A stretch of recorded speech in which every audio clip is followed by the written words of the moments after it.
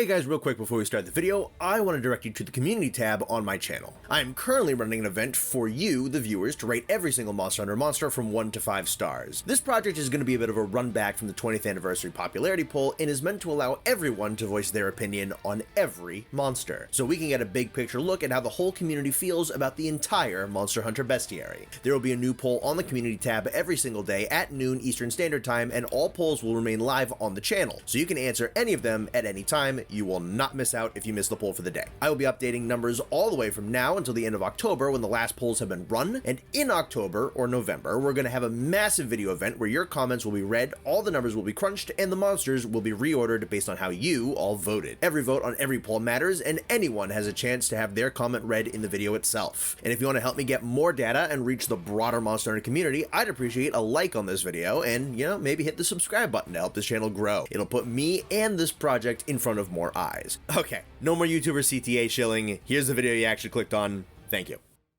And then there was one. Except for the Gamescom trailer that's going to be on Wednesday, and I guess we're going to see if there's anything Monday, Tuesday. We're not sure yet, but as far as I'm concerned, we are done with the weapon overviews today. And today, we got the dual blades. A weapon I like, but I have never locked into fully learning in any incarnation. It's always a pretty fun weapon to just kind of spam attacks off of and dip and dodge around, but then it always has tech that I won't say can never wrap my head around, but it just doesn't really happen. And then because it's so elementally viable, that means you're usually building 5 different sets for dual blades, and that kind of gets expensive, and it usually just kind of like falls off a little bit. So if there's some tech here that is returning and I am not picking up on it, I apologize for that. It is bound to happen. And the other thing about dual blades that we're going to see, arguably the most important aspect of this trailer, is going to be the armor, because we've all seen the silhouette of the armor. It has the very trademark mohawk of the Congalala armor, so we might be getting a confirming returning monster through this trailer. So let's find out, shall we? Let's see what the dual blades be doing. Yep, alright, I think that's definitely Conga armor, and oh yeah. So that's the pink mohawk. They took like the pink hair on the female armor and just full on turned it into dreads. It still has the pink fur patches around the shoulders and like the pauldrons and the knee pads and everything, and on the gauntlets, but they took a lot of the red and brown leather that usually makes up Conga armor, and they've just fully replaced it with like a gunmetal gray type of ordeal. Also, they got just this gnarly looking, like, jaw skull thing on the male pauldron. That's cool looking. Again, it's looking like the bits on sticks weapons might be just completely gone, because there are no bits on these sticks. These are just straight up your normal world era bone dual blades. No loose Conga fur on them, no nothing. So they're just not showing off his weapons. They're just sticking with the normal bone dual blades, which is odd, but sure, I guess, why not? Other than that, yeah, looks good. A little less vibrant and like a little less personality than the original set, but the design in and of itself is really good. Very Mad Maxy, I think I would say. It seems to be kind of a recurring trend. Though it might be leather in a couple places just looking at the texture work, but it's painted gray instead of your normal like browns and reds that the Conga usually has. A little less vibrant, but still you gotta have the pink on the like the dark gray does, I think, look pretty good. And yeah, you can tell it's definitely Congalala because it has like a little bit of the blonde fur mixed in, accented alongside the pink, kind of like at the edges of it, where Conga has the yellow tip at the end of his mohawk. So yeah, no, that's got to be him. And honestly, great pick for a monster returning. If you watched my 2nd generation monster tier list video I did a couple months ago, I think actually pretty highly of the guy. I think he does a lot for a very early game monster, very high personality. I think he's funny. He is gross, but it's silly. I think the soiled ailment is honestly pretty fun. He's pretty cool for a multi-status monster. He has a lot of cool attacks, a lot of flopping around and flailing around and just being a big fat pooping hippopotamus monkey. I like him. He's very unique. He's very silly. I think his design is like a good mix of cool and dumb. So him being back, I absolutely approve of. I think is quite a good monster, and definitely not going to be a Windward Plains monster, so pretty much a hard confirmation that we are just going to be sitting around waiting for a jungle map to be revealed. Honestly, I bet we're going to see that and him in probably the Gamescom trailer. So yeah, no, this is a roster pick I am very happy about. This is an armor design that I think looks quite good. So let's get into the weapon itself. Designed for rapid attacks. Those combos look normal. Demon mode. Ooh, you can proc demon mode while you're moving, and it's way faster now, huh? That's good. It's a flurry I recognize. Archdemon boosters certain attacks. Little clangs right there. Not too sure what those are. Focus mode to target weak points. Oh, so they're just making it even easier for you to do that. Is that adept fading off that? That's kind of cool. Probably a mount finisher. Cool, and that might be the wound closer right there.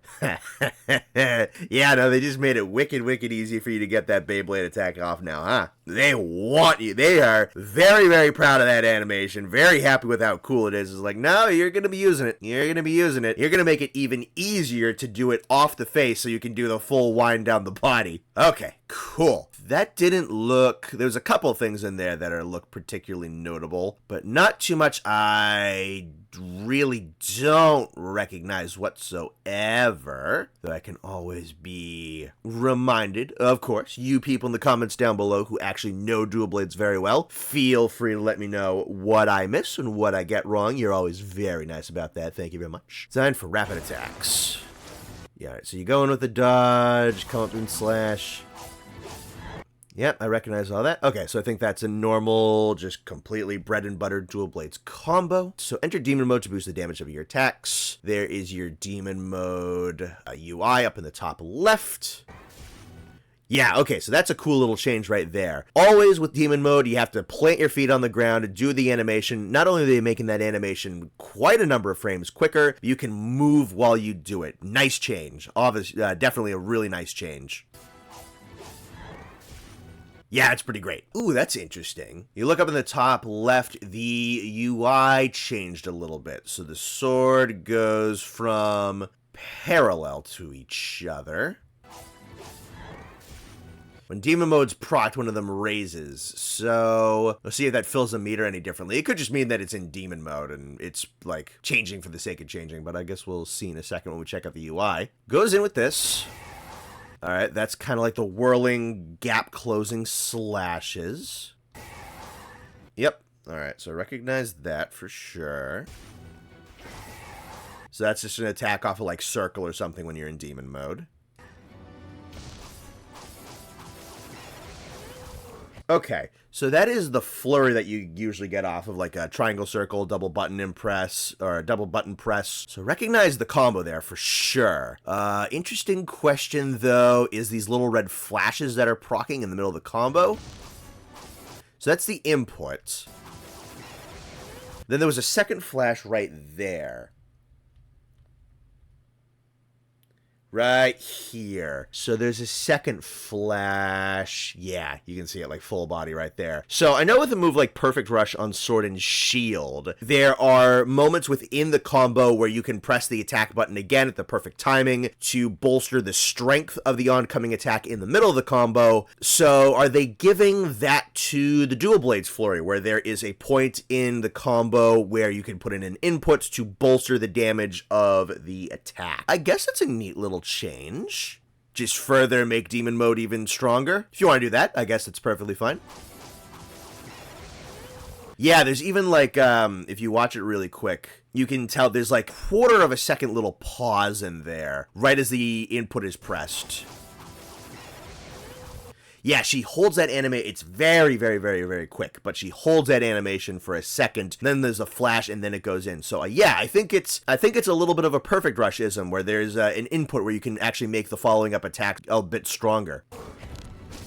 All right, Archdemon will further boost the damage of some attacks. So Archdemon is what you get when your swords are fully charged off of demon mode, and then you get like new attacks and whatnot off the fact that you have your swords fully charged, and then that meter will gradually decrease. So let's see what we got. Again, little flash inputs right there. This might be the more interesting one. Let me know off of this if Archdemon mode here has something that looks incredibly new, or if this is some pretty standard stuff. This is the point right here where I'm not 1000% sure what I'll be talking about here. So there's a white flash right at the start of this.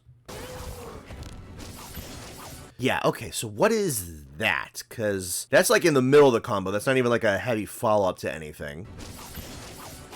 I'm not sure what that is. Now the blades are like sparking white, and so are her arms. Then she goes in with like the spinning buzzsaw.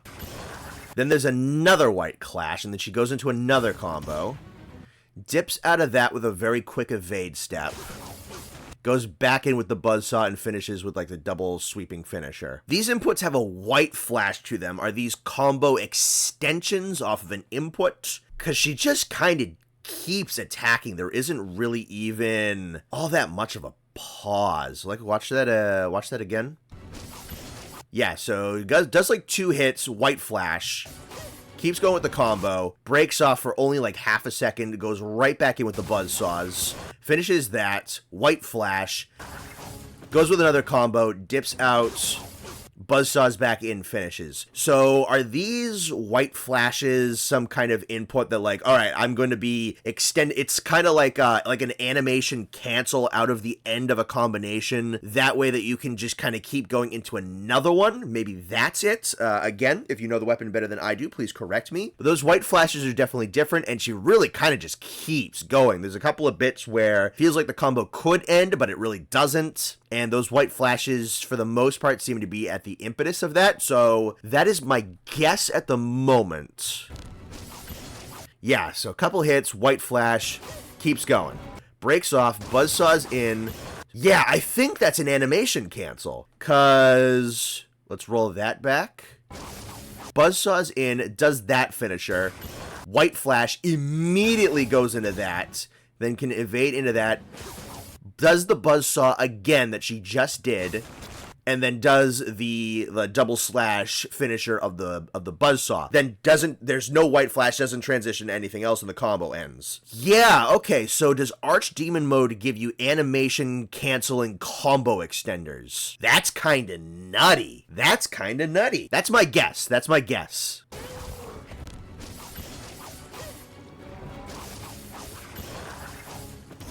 Yeah, because it's so quick. And that is definitely an evade in the middle of a combo right there. Yeah, and then it stops. I mean, it cuts extremely abruptly, but I think that's what they're saying. And if that's the case, and you're just never going to stop. If you really know dual blades, animation cancel into just going into like another buzzsaw, reposition, little combo, dash away, buzzsaw back in, animation cancel, keep on. Yeah, okay, so dual blades, you're just not going to stop. And then this is just the coolest thing in the world. So you focus mode attack in, you do the double kind of like round slashes up into the head. That connects. You grab onto the head, kick off, tether back in, launch in, and then Beyblade rip down the body. That's so cool. And then there's another white flash right there. And yeah, so that's not too much to analyze there. That's just a wicked cool attack. And then, so, Dooley's right here. That looks to be some kind of form of adept evading. There's been a lot of adept style love from Generations in this game, where perfect timed blocks and perfect timed evades give you openings and give you buffs. This looks like it might be a straight up buff on your weapons. Yeah, so perfect timed dodge, and there's a sparking sound effect, and now there's kind of almost like a white violet effect on the dual blades. Is that something different? That looks a little different from the normal buzzsaw. Then kind of like a back off evade there. So that might be a stance where it gives you like its own animations or whatnot. That might just be something dual blades can do, not entirely sure. But it looks like you get some form of powered up state off of a perfect evade with the dual blades in this game.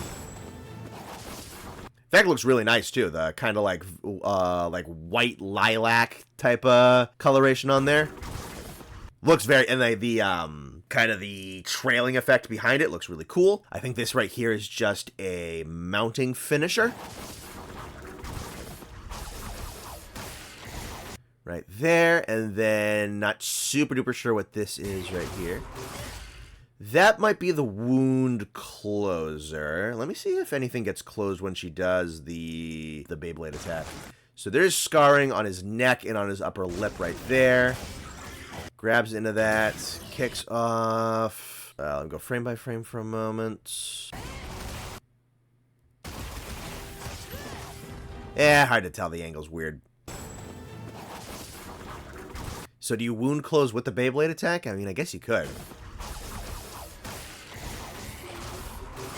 I don't even see any scarring on his mouth, so this might just be some, like, cinematic-y focus attack. Not 1000% sure. Looks really sick. Alright, let's watch it back all the way in full. Congalala armor with the bone dual blades. Good looking new set. Alright, yeah. That's your bread and butter combo off of a Russian. Archdemon or demon mode while you're moving. Potential inputs on the flurry combo. Maybe animation canceling in Archdemon mode for combo prolonging. Bounce, kick off. Super Beyblade attack. Some kind of a depth dodging. Really cool mount finisher. And another snazzy looking attack. Alrighty. Sick. Alright. Yeah. Dual Blades looks good. Dual Blades looks wicked good. I mean, they all look wicked good, man. Everything looks fun in this game. Everything looks really fun. Everything looks like it's very fluid, has a lot of movement to it. The skill ceiling is like a lot of fun. I'm gonna be very happy to spend hundreds and hundreds of hours in this game just mastering the weapons. Just playing them, just learning their tech and finding out which monster matchups I like against which weapons. I'm encouraged by the skill ceiling. I like that they seem to just like keep trying to push that, and with how important positioning looks to be and how the wounds look to be and everything. Looks like a lot of fun. So Dual Blades specifically, it looks like there might be some new inputs in the middle of the combos for power-ups and extensions and some animation canceling. Looks like Archdemon mode might give some new moves. Beyblade is back in full force. It's still very flashy. It's still very fun. It's still very cool. It's all over the place. It's super quick. Just an absolute beastly blender of a weapon. It's going to be a lot of fun to run with elements for sure. Definitely encouraged. Not going to be a top roster, but yeah, for sure. Dual Blades is going to be tried out. I'm looking forward to it. I'm looking forward to building elemental sets around it. It's going to be a fun time. This game's going to be a great time. We shall see what comes up on Monday and Tuesday. Might get something new, might not. So maybe some mechanics trailers. Gamescom, for sure. We'll be getting a new trailer. We'll be breaking that down. We'll be reacting to that. Then I will eventually get all of the guys on here towards the weekend to do like a full Bone Boys roundtable event thing that we'll do towards the end of this week. And just talk about everything that has been in these 2 weeks of marketing for Monster Hunter Wilds. Be a really good time. Coming up right here is going to be the breakdown of the Lance from yesterday if you didn't watch that. But as for right now, this has been CR-Volcanic or Connor. I'll see you around. Shout out to all the patrons, and special shout out to Nihilist Chimerax, Dat Boy Doin de Ding, Sir Newt Newt, Peaberry, Stefan Colneen, Shaggy Grizzly, Psychotic Jester, Pecco Plush, Daniel Delasarte, and Call Sign Shadow. Thank you very much, everyone.